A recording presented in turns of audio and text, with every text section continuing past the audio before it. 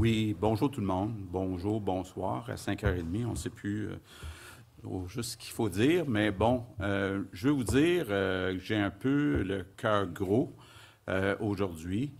On a regardé les résultats en fin de semaine, le nombre de cas qui a augmenté de façon importante et les chiffres sont sans appel.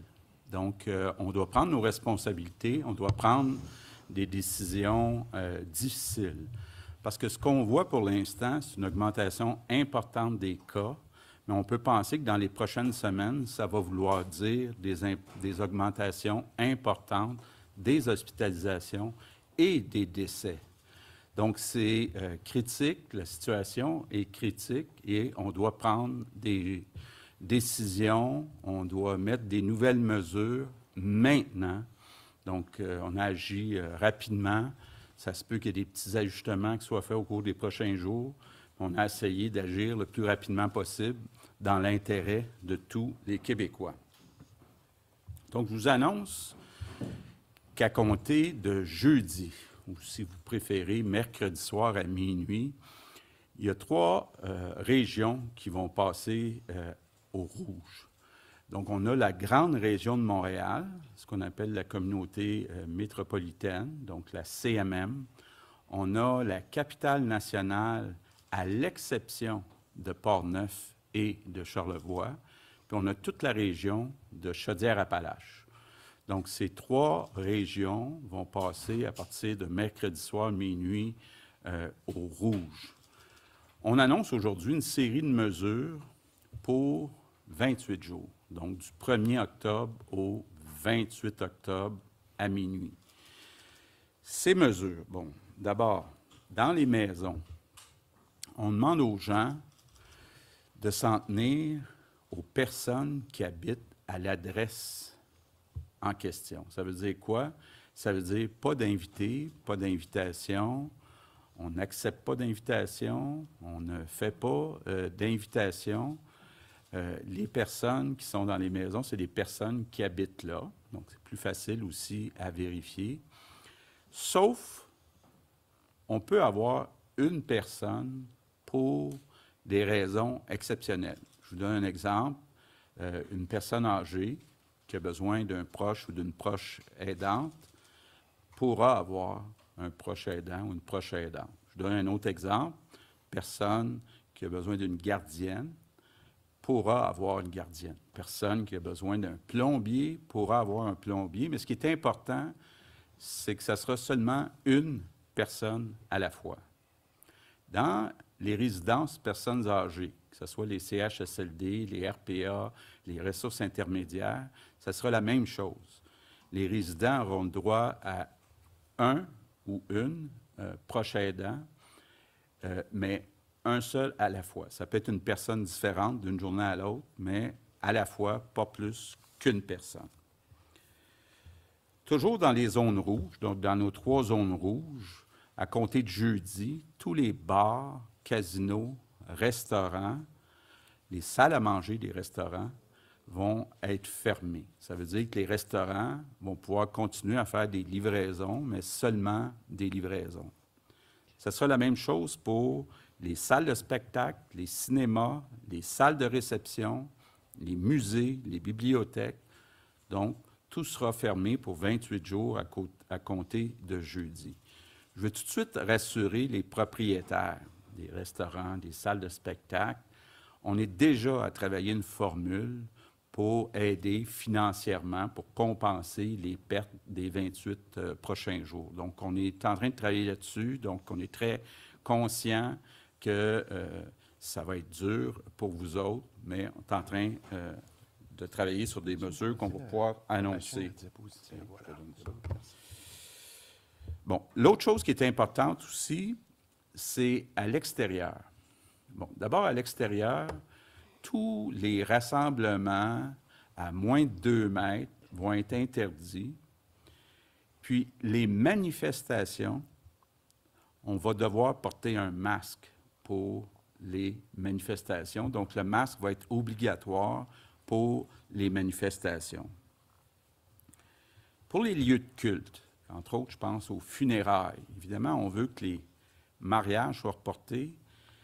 pas mal plus difficile pour les funérailles. Donc, dans les lieux de culte, il y aura un maximum permis de 25. Je parle toujours des zones rouges, là. On a fait une entente aussi avec différents groupes religieux pour dire que dans les zones qui ne sont pas rouges, on va appliquer les mêmes mesures que les salles de spectacle. Ça va être 250 maximum, mais dans les zones rouges, c'est maximum 25. Bon. Les commerces, on a pris la décision de garder tous les commerces ouverts. Ça inclut les salons de coiffure, ça inclut les hôtels. Donc, tous les commerces vont rester ouverts dans les zones rouges. Donc, ce sont les mesures qu'on annonce. Vous avez un tableau. Juste vous dire, notre objectif, c'est d'abord de protéger les écoles. C'est important, là, il y a peut-être 1 % des enfants qui ont leur classe fermée. Il y a une augmentation, malheureusement, à chaque jour, mais il reste que la grande majorité des enfants, là, 99 % des enfants, peuvent continuer à suivre leur cours, puis il faut que ça reste comme ça. Et je vais peut-être dire un mot pour les parents qui sont inquiets. Il y a des parents qui se disent, là, on prend des mesures, mais moi, mon enfant est dans une classe avec 25, 30 autres enfants. Oui, il y a un risque, mais c'est un risque qui est calculé, puis il faut comprendre qu'il y a un risque encore plus important si on garde les enfants à la maison. Les enfants ont besoin de socialiser, donc ne serait-ce que pour eux autres, ça vaut la peine de faire des efforts pour qu'on garde le maximum de classes ouvertes. C'est important pour les enfants que les écoles restent ouvertes. Bon, évidemment aussi, c'est important que les entreprises restent ouvertes pour que les pères, les mères de famille conservent leur gagne-pain. Et je vais peut-être dire un mot sur les personnes qui ne respectent pas les règles. D'abord, c'est important de le dire, la grande majorité des Québécois respectent les consignes. Mais j'ai vu, comme tout le monde en fin de semaine, des photos de gens qui bafouent les règles, qui s'en moquent, qui sont à moins de 2 mètres. Ça n'a pas de bon sens. Ça n'a pas de bon sens. Puis, je veux dire à ces personnes-là, on ne fait pas ça par plaisir contre ces personnes-là. On fait ça parce qu'il faut protéger les autres personnes. Il faut protéger nos enfants pour qu'ils continuent d'aller à l'école. Il faut protéger le personnel soignant dans nos hôpitaux. Il faut protéger nos personnes âgées. Donc, on ne fait pas ça pour le plaisir, là. S'il vous plaît, respectez les consignes, pas pour moi, pas pour vous, pour les autres. Ce qui est important aussi d'ajouter, c'est que oui, il y a 3 grandes zones rouges, mais au cours des dernières semaines, il y a eu des cas à peu près dans toutes les régions au Québec. Donc, ce n'est pas impossible, puis ce n'est pas ça qu'on souhaite, qu'une autre zone passe au rouge. Donc, ce n'est pas nécessaire, puis ce n'est pas souhaitable d'attendre d'être au rouge pour limiter les contacts. Donc, il faut que tout le monde fasse attention. Bon. Un mot maintenant sur les 28 jours. Du 1er au 28 octobre, il y a des gens qui vont se demander, « Ouais, mais là, est-ce que le 28 octobre, vous allez nous annoncer un autre 28 jours? » Écoutez, bien honnêtement, on ne le souhaite pas. On pense que c'est possible en 28 jours de changer la tendance, mais il n'y a rien de garanti. Ça va dépendre justement des Québécois. Puis là, c'est important de se dire, ce n'est pas juste le gouvernement, ce n'est pas juste l'affaire du gouvernement, c'est l'affaire de chaque personne. J'ai eu l'occasion cet après-midi de parler avec les 3 chefs de l'opposition. Je pense que tous les partis politiques, tous les députés de l'Assemblée nationale souhaitent tous qu'on gagne cette bataille contre la pandémie, puis qu'on convainc tout le monde, les jeunes, les gens de tous les âges, de toutes les régions, de se conformer à nos consignes.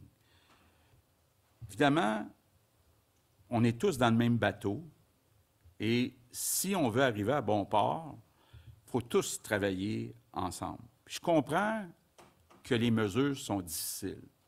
Puis je veux... bon, évidemment, c'est difficile pour la vie des Québécois, mais je peux me mettre à la place d'un propriétaire de bar, de restaurant. J'ai été moi-même entrepreneur. C'est pas drôle ce qu'on annonce aujourd'hui. Donc, je le comprends. Puis on ne le ferait pas si ce n'était pas pour sauver des vies, pour protéger notre réseau de la santé, pour protéger nos enfants. Donc, je termine en disant aux Québécois, notre peuple a montré souvent dans l'histoire qu'on est résilient. Je suis certain qu'ensemble, on est capable de gagner. Il faut la casser, cette deuxième vague, pour être capable de recommencer à se prendre dans nos bras, à se rassembler, à avoir du plaisir, à avoir des parties, parce que c'est vrai que les Québécois aiment ça, les parties, puis c'est une bonne chose qu'on aime ça, les parties. Mais là, il faut faire un effort. Il faut faire un effort pour les 28 prochains jours. Et moi, je suis convaincu qu'on est capable d'y arriver parce que c'est comme ça qu'on veut vivre au Québec. Courage, tout le monde. Merci, tout le monde.